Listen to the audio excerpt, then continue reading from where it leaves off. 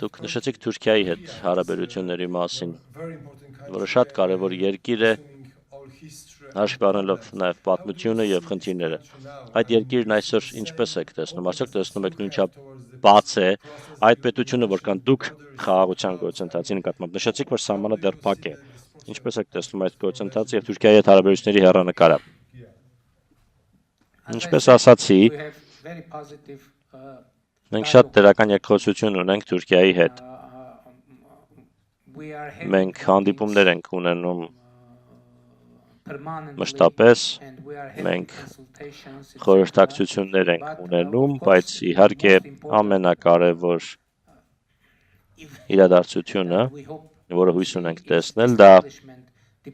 դիվանագիտական հարաբերությունների հաստատումն է, պաշտոնական դիվանագիտական հարաբերություններ Հայաստանի եւ Թուրքիայի միջև։ Եվ ինչ խոսք ցամաքային սահմանի բացումը։ Ինչու եմ ես նշում հենց ցամաքային սահմանը, քանի որ օդային սահմանը բաց է։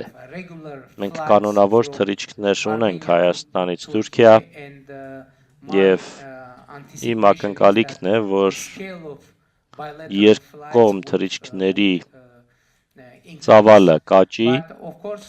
սակայն ինչ խոսք մենք հույս ունենք, որ ցամաքային սահմանը կբացվի եւ իմիջիայլոց մեզ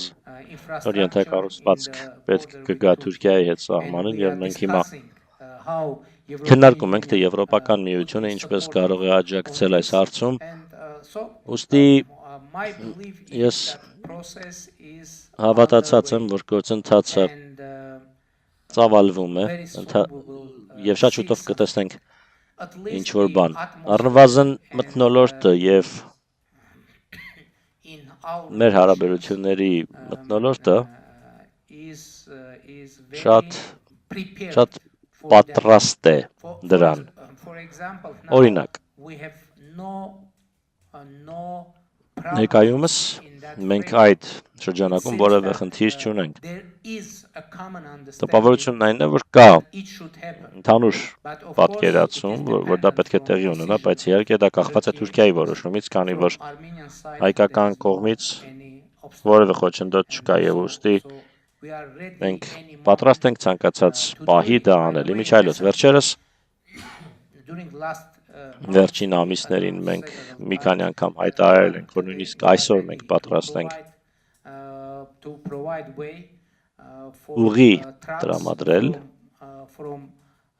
Թուրքիայից Ադրբեջան եւ Ադրբեջանից Թուրքիա ուղևորվող բեռնատարների համար։ Ենթակառուցվածքը դրան ամբողջովին պատրաստ է եւ մենք սպասում ենք Թուրքիայի որոշմանը։